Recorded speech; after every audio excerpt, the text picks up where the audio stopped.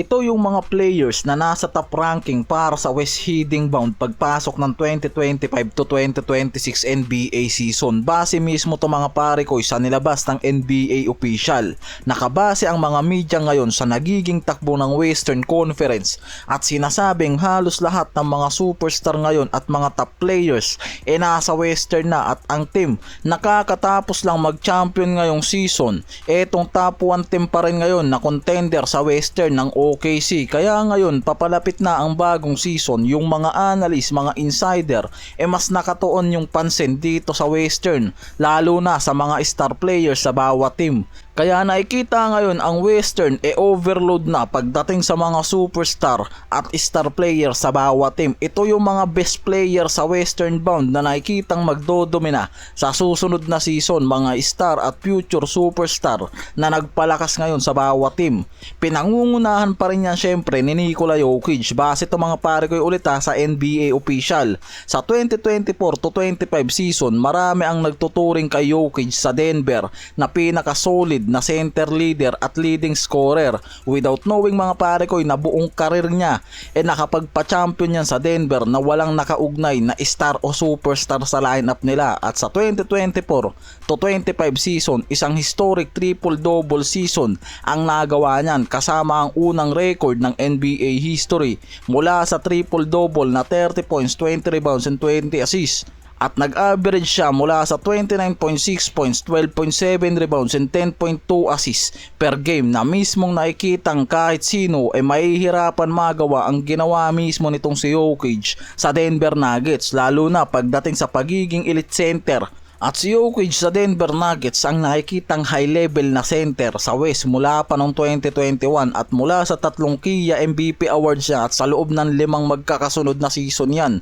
Palaging kabilang siya sa top 2 ng MVP race, runner up hanggang pagpasok ngayong 2024 to 2025 season.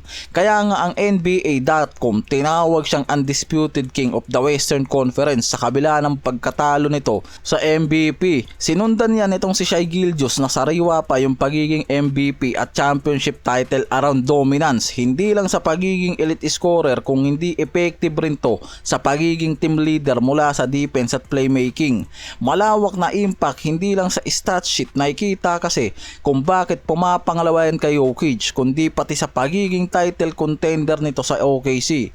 At sa team power ranking, ang OKC pa rin kasi ngayon ang nasa top 1 team pagdating sa Western Conference.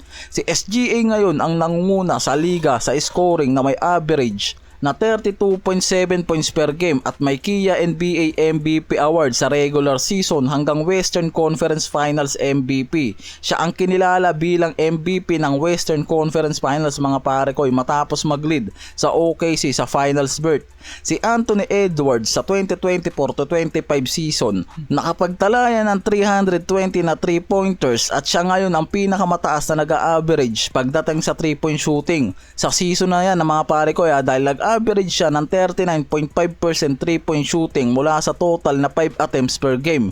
Inatak niya rin ang Timberwolves noon back-to-back sa appearance Western Conference Finals na mismong history na nagawa nito sa franchise ng Timberwolves. Ayon sa mga report, kahit hindi pa sila makapasok sa NBA Finals, si Edwards at ang Wolves ang nakikitang naglilid sa Timberwolves para mag-contend sa Finals in the near future.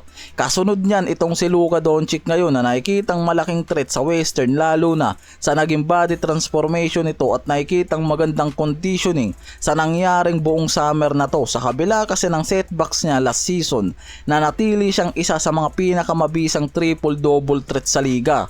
Sa playoffs, kahit limitado ang laro niya, high impact pa rin ang kanyang performance na kinalabasan mula sa 32.2 points, 7 rebounds and 5.8 assists per game sa 5 games sa 2025 playoffs mga pare ko kahit first round exit yung mga to si Luka ang nakikitang naging epektibo dyan.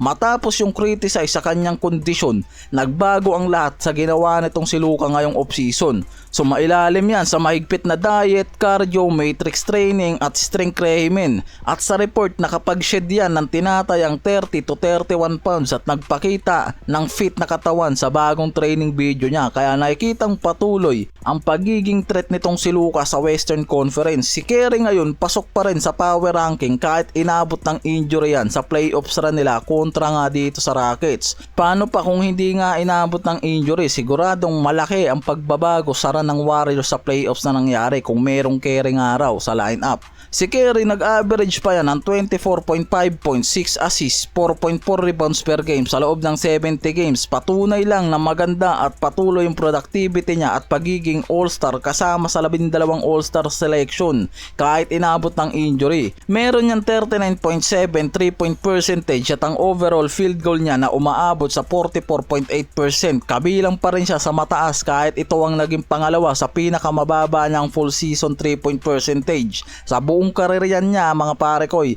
dahil nga sa mga injury na inabot nito last season, nakatawid pa rin nga itong si Curry ngayon at pasok pa sa best player sa Westbound. Si Anthony Davis ang kilala naman ngayon bilang isa sa pinakamahusay na two-way player sa kanyang generation. Mahusay sa parehong offense at defense mula sa pagiging shot blocking elite at versatile na scorer, kaya di nakakapagtaka na pasok ngayon yan sa NBA official pagdating sa top best player sa Westbound ranking.